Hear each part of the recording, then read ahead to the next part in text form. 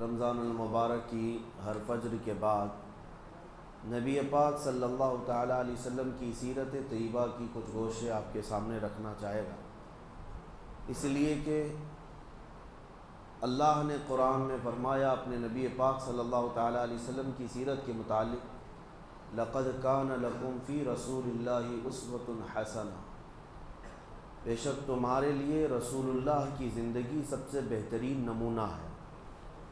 کسی اور کی زندگی کے متعلق تو ہمیں نہیں معلوم، لیکن رسول اللہ کی زندگی پوری کائنات کے لیے آئیڈیل ہے، اور اگر ان کا ہی امتی، ان کا ہی کلمہ پڑھنے والا اگر ان کی سیرت سے واقف نہیں ہوا تو ظاہر سی بات ہے وہ قدم قدم پر ٹھوکریں ضرور کھائے گا، ہر جگہ اسے اپنی زندگی گزارنے کے طور طریقے ڈھونڈنے پڑیں گے۔ لیکن کاش مسلمان کو اپنے نبی پاک صلی اللہ تعالیٰ علیہ وسلم کے زندگی پاک کے طور طریقے معلوم ہو جائیں تو گویا کہ اس کی زندگی پوری روشن ہوگی، اور اسے کہاں قدم رکھنا ہے کہاں نہیں رکھنا ہے یہ خود بخود پتہ چلے گا۔ اسی لیے دوسروں کی ہسٹری اور دوسروں کی تاریخ معلوم کرنا تو آپ کے لیے واجب نہیں، لیکن رسول اللہ کی زندگی معلوم کرنا ہر مسلمان پر ضروری ہے۔ اللہ نے قرآن میں فرمایا ہے کہ ان کی زندگی تمہارے لیے آئیڈیل ہے، تمہارے لیے نمونہ ہے، تو لہٰذا ہم تھوڑی تھوڑی سی ہی بات صحیح حضور پاک صلی اللہ تعالیٰ علیہ وسلم کی سیرت کے کچھ گوشے ملاحظہ کریں گے، لیکن سیرت مصطفیٰ صلی اللہ تعالیٰ علیہ وسلم پڑھنے کے آداب بھی ہیں، سننے کے آداب بھی ہیں۔ فرمایا گیا کہ اس کو کہانیوں کی طرح نہ بیان کیا جائے نہ کہانیوں کی طرح سنا جائے۔ حضور کی سیرت بیان کرنا بھی عبادت ہے اور سننا بھی عبادت ہے۔ جس طرح عبادات کے لیے آدمی ہمتن گوش ہو جاتا ہے اور اپنے آپ کو مؤدب بنا لیتا ہے، حضور کی سیرت کا درس ہو تو آدمی کو مکمل ہمتن گوش ہو کر اس سیرت کی طرف اپنے کان لگا دینا ہے۔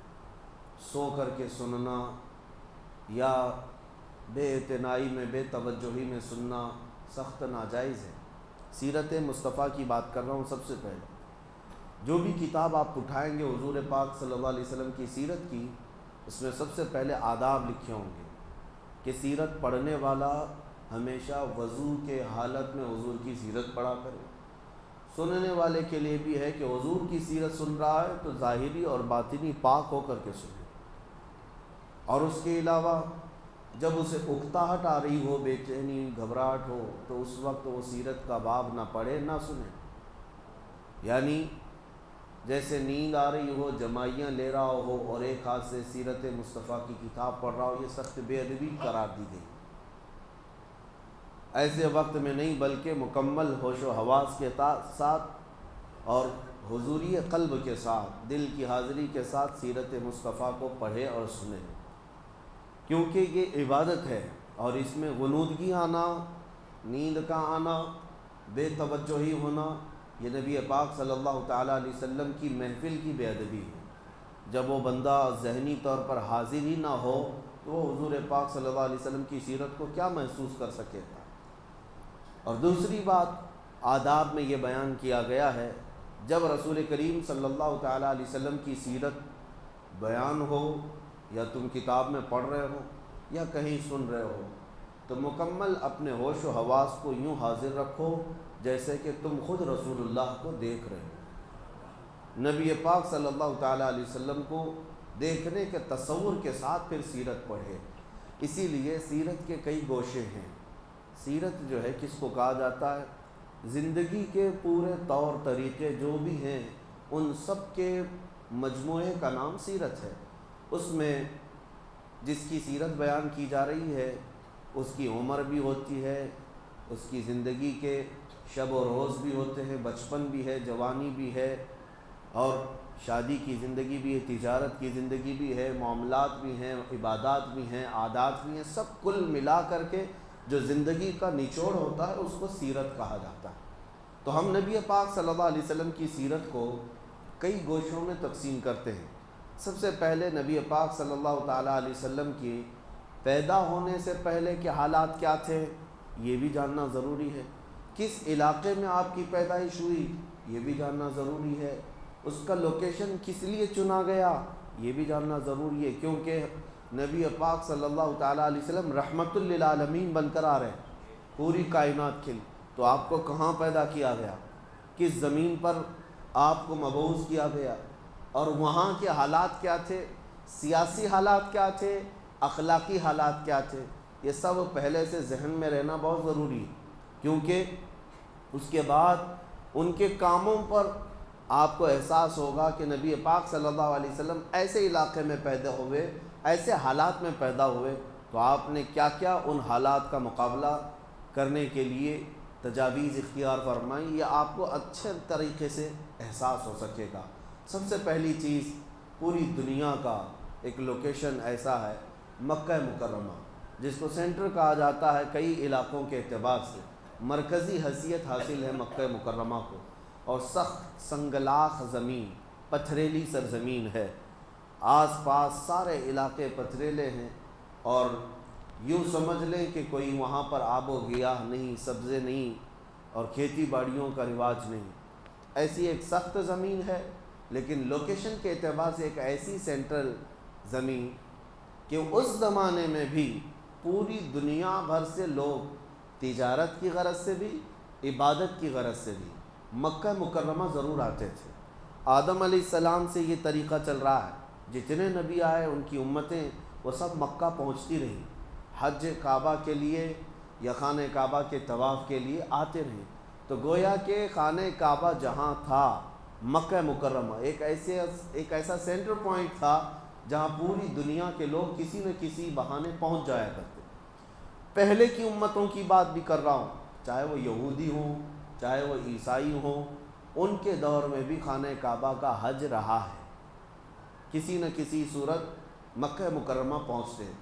تو ایک ایسے سینٹر پوائنٹ کو چنا گیا نبی پاک صلی اللہ تعالیٰ علیہ وسلم کی پیدائش کے لیے کہ رحمت للعالمین کو ایسے جگہ اللہ نے پیدا کیا جو پوری دنیا میں آنے والوں کا ایک مرکز تھا، تاکہ اس مرکز سے میرے آقا کی رحمت پورے کائنات میں پھیل سکے، اور ایسی جگہ جو چیلنجز بھری ہوئی ہے، زمین بھی سخت اور لوگوں کے دل بھی سخت، پتھریلی زمین جیسی تھی ویسی لوگوں کے دل بھی سخت تھے، ایسی جگہ پر حضور پاک صلی اللہ تعالیٰ علیہ وسلم کو پیدا کیا گیا، لیکن آپ نے اپنے اخلاق کریمانہ سے مکہ کی سرزمین کو بھی نرم فرمایا اور لوگوں کے دلوں کو بھی نرم فرمایا۔ 40 سالہ میرے آقا کی زندگی شاہد ہے کہ مکہ والوں کے دل جیت لیے، ایک بھی مکہ میں ایسا شخص نہیں تھا جو رسول کریم صلی اللہ علیہ وسلم کی طرف انگلی اٹھا کر کہتا کہ ان کے اخلاق میں یہ کمی ہے، ایک بھی شخص نہیں تھا۔ زمانے جاہلیت میں بھی میرے آقا کو امین اور صادق کے نام سے پکارا جاتا ہے، لوگ اپنی امانتیں لا کر رکھتے، حضور پاک صلی اللہ علیہ وسلم پر سب کا اتفاق تھا کہ انہوں نے مذاق میں بھی زندگی میں کبھی آج تک جھوٹ نہیں کہا، تو اپنے اخلاق کریمانہ سے ان پتھر دلوں کو نبی پاک صلی اللہ علیہ وسلم نے نرم فرمایا۔ سیاسی حالات کیسے تھے اس زمانے میں؟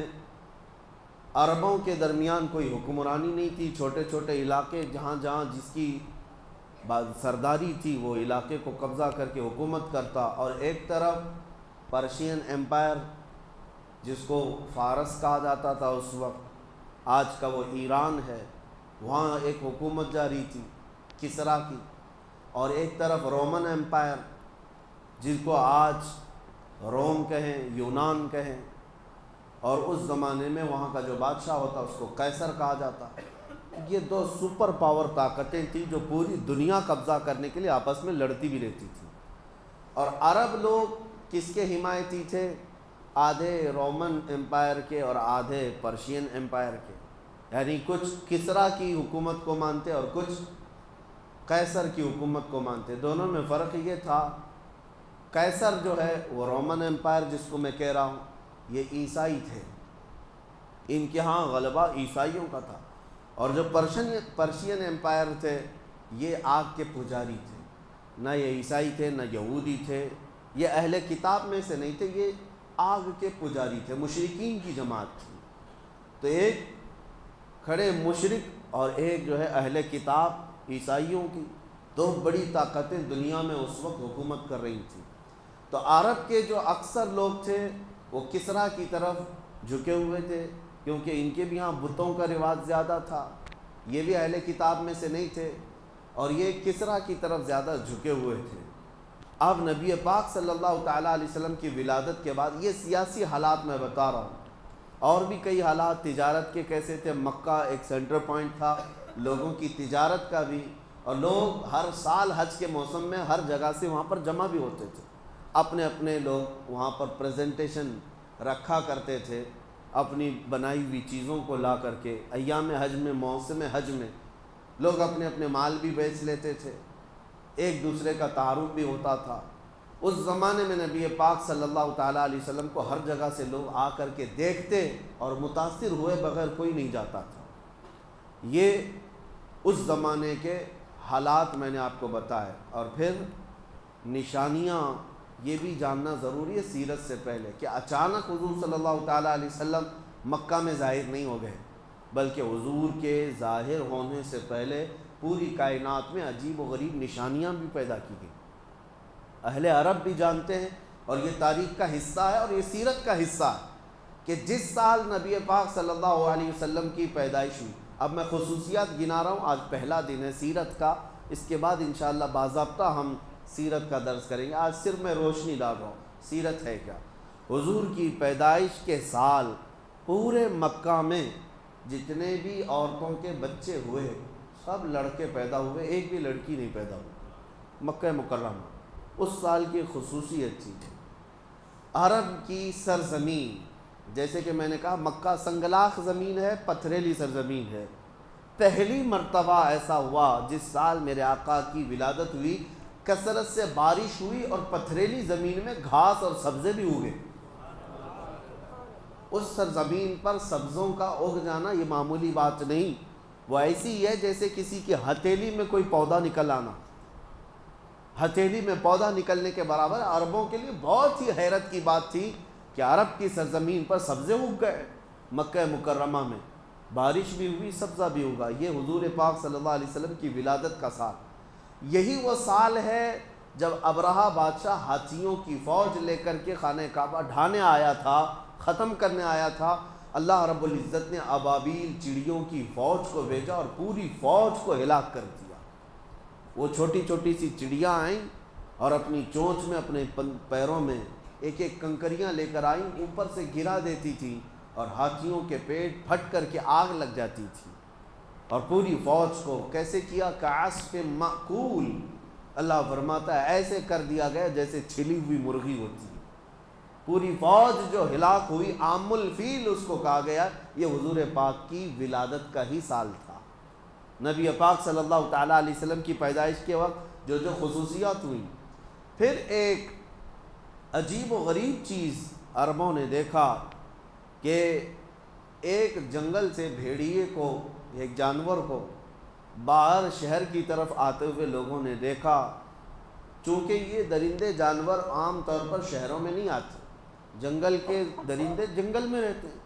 شہر کی طرف آیا اور جب لوگ اس کی طرف متوجہ ہوئے تو فصیح عربی زبان میں بات کرنے لگا اور لوگوں سے کہنے لگا کہ اے لوگوں، کیا تمہیں خبر ہے کہ اس سرزمین پر اللہ کا ایک آخری رسول آنے والا ہے؟ یہ بشارت بھی ہوئی۔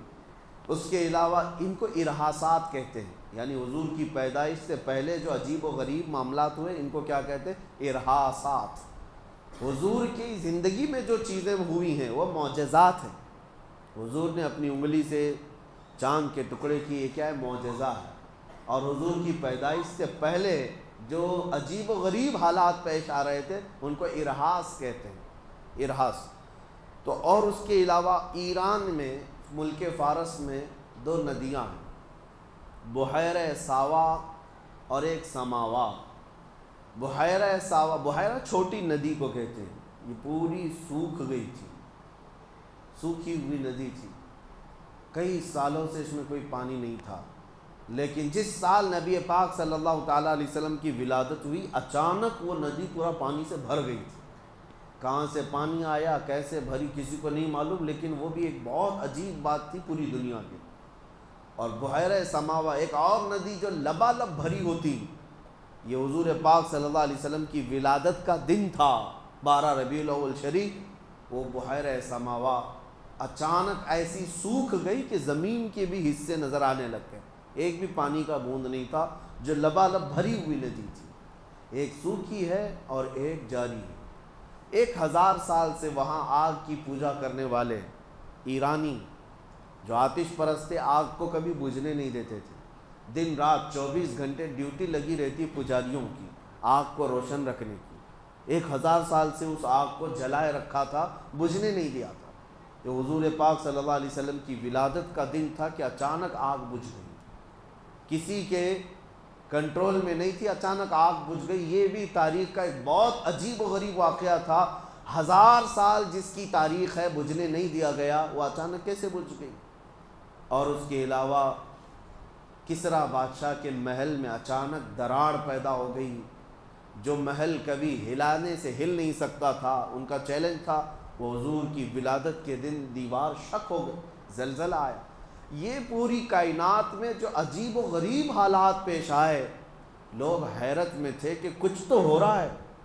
آج جیسے لوگ یہ کہتے ہیں گلوبل وارمنگ یا انوائرمنٹ کی چینجنگ، یہ جو اچانک موسم بدل رہے ہیں، اس پر لوگ آج تعجب میں ہیں، جبکہ لوگوں کو ابھی پتہ نہیں چل رہا ہے۔ لوگ کہاں سمجھ رہے ہیں کہ یعنی موسم بدل رہا ہے۔ دھیرے دھیرے احساس کسی کو ہوتا ہے کہ تھوڑی سی گرمی زیادہ ہو گئی، لیکن اس زمانے میں اچانک پورے حالات کا چینج ہونا یہ معمولی بات نہیں۔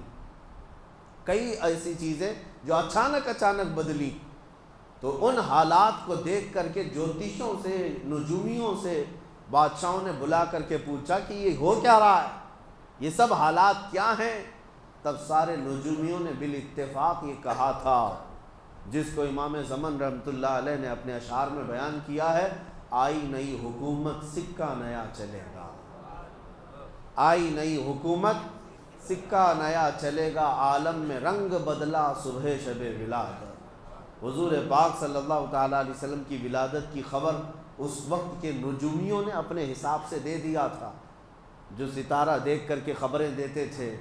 انہوں نے پہچان لیا کہ یہ جو انقلاب آ رہا ہے یہ معمولی چیز نہیں ہے، ایک ایسا بچہ پیدا ہو رہا ہے جو تمہاری سلطنتوں کے زوال کا سبب ہوگا، اور اس کا پیغام پوری دنیا میں پہنچے گا اور پھیلے گا۔ حضور نے ابھی اپنی نبوت کا اعلان نہیں کیا، اس سے پہلے ہی نجومیوں نے یہ خبر عام کر دی تھی۔ تو یہ حضور کی ولادت سے پہلے کے حالات ہیں۔ پھر میرے آقا صلی اللہ علیہ وسلم پیدا ہوئے مکہ مکرمہ میں، آپ کا بچپن، آپ کی جوانی پاک، آپ کی تجارت، آپ کی عبادت، آپ کے عادات، آپ کے معاملات، اور اخیر زندگی پاک میں آپ کے غزوات، یہاں تک ہم تھوڑا تھوڑا سا روزانہ بیان کرتے ہیں۔ جتنا بیان کیا جائے اس کو اپنے ذہن میں محفوظ رکھیں کہ میرے آقا صلی اللہ علیہ وسلم کی ولادت بھی عام بچوں کی طرح نہیں ہے، وہ کائنات میں سب سے اعلیٰ تھے، تو پیدائش بھی آپ کی سب سے اعلیٰ تھی۔ وہ سب سے اعلیٰ گھر میں پیدا ہوئے، سب سے اعلیٰ طریقے سے پیدا ہوئے۔ اللہ کریم میرے آقا صلی اللہ علیہ وسلم کی سیرت پڑھنے، سمجھنے اور اس پر عمل کرنے کی توفیق عطا فرمائے۔ وآخر دعوانا ان الحمد للہ رب العالمین۔ درس قرآن والے جو حضرات ہیں وہ تشریف رکھیں، باقی حضرات جا سکتے ہیں۔